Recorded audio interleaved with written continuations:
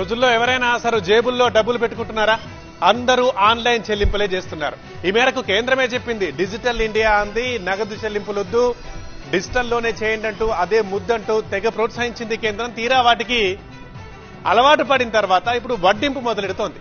దేశ ఆర్థిక వ్యవస్థను ఆన్లైన్ లావాదేవీల వైపు నడిపించిన మోదీ సర్కార్ ఇప్పుడు వినియోగదారుల నడ్డి విరిచే దిశగా అడుగులేస్తోంది. డియర్ యూపీఐ యూజర్స్, మీరు గూగుల్ పే, ఫోన్ పేల్లో ఎడాపెడా పేమెంట్స్ చేస్తున్నారా? అయితే ఏప్రిల్ 1 నుంచి ఆలోచించాల్సిందే, లేదంటే మీ అకౌంట్ కి భారీ చిల్లు పడ్డట్టే.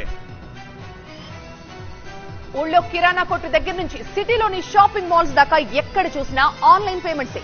జేబులో కరెన్సీ నోట్ లేకపోయినా చేతిలో స్మార్ట్ ఫోన్ ఉంది కదా అన్న ధీమా ప్రతి ఒక్కరిది. అయితే ఈ భరోసా ఇకపై భారం కాబోతోంది. వాలెట్లు అలాగే కార్డులు లాంటి ప్రీపెయిడ్ సాధనాలతో జరిగే పేమెంట్స్ పై ఏప్రిల్ 1 నుంచి ఇంటర్చేంజ్ ఫీజులు వర్తించనున్నాయి.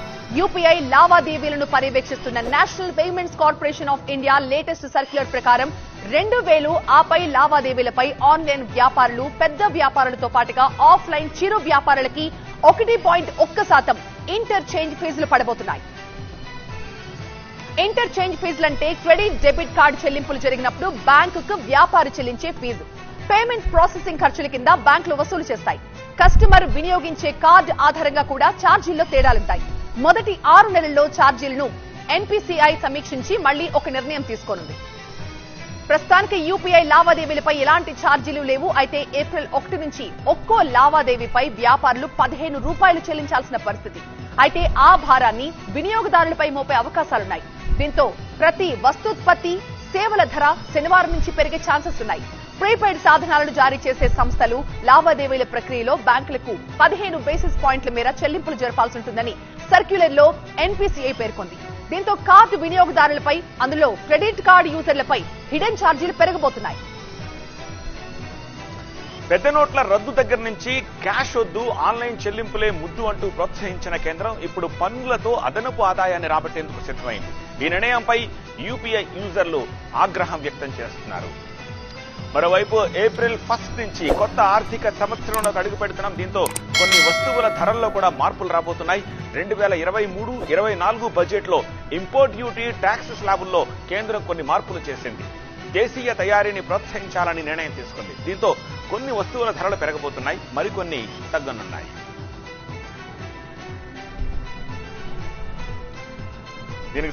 దీనికి సంబంధించి మరింత సమాచారం అందించేందుకు మా అసోసియేట్ ఎడిటర్ సుకుమార్ ప్రస్తుతం మనకి లైవ్ లో అందుబాటులో ఉన్నారు.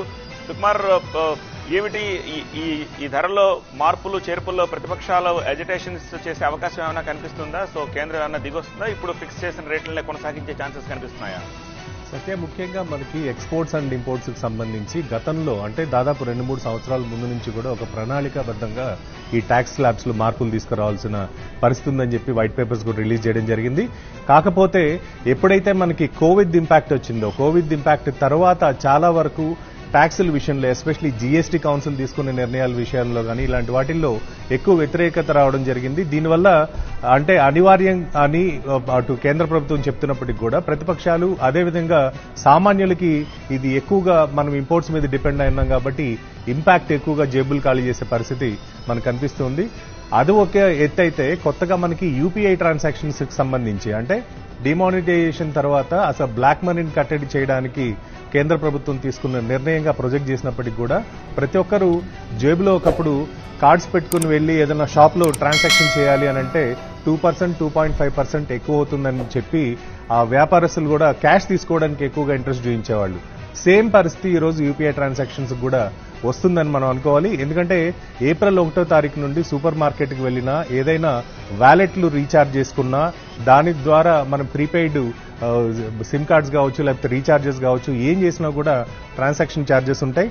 Telecom, mutual funds, utilities, education, super market, insurance, agriculture sector, ఆఖరికి చిన్న చిన్న బడ్డీ కొట్లు, కన్వీనియన్స్ స్టోర్స్ అంటాం, వీటిల్లో కూడా దాదాపు 1.1% వరకు మనకి ఈ ట్రాన్సాక్షన్స్ మీద అదనంగా ఛార్జెస్ వసూలు చేసే పరిస్థితి ఏప్రిల్ 1వ తారీఖు నుంచి మొదలవబోతుంది.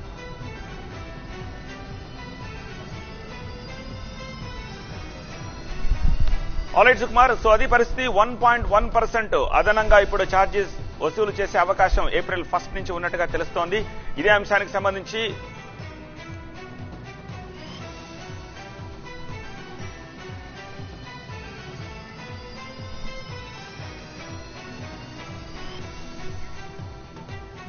ఇదే అంశానికి సంబంధించి మా ప్రతినిధి అగస్త్య మరిన్ని డీటెయిల్స్ అందించేందుకు మనకి లైవ్ లో సిద్ధంగా ఉన్నారు. అగస్త్య, కేంద్ర ప్రభుత్వం తీసుకున్న ఈ నిర్ణయానికి సంబంధించి ప్రభుత్వం ఏమని చెప్పి ముందుకు వెళ్లే అవకాశం కనిపిస్తోంది? ఖచ్చితంగా ఇది బీజేపీ గవర్నమెంట్ కు ఒక సెట్ బ్యాక్ గానే మనం అనుకోవాలి. ఎందుకంటే యూపీఐని చాలా ప్రమోట్ చేశారు 2016 సంవత్సరంలో.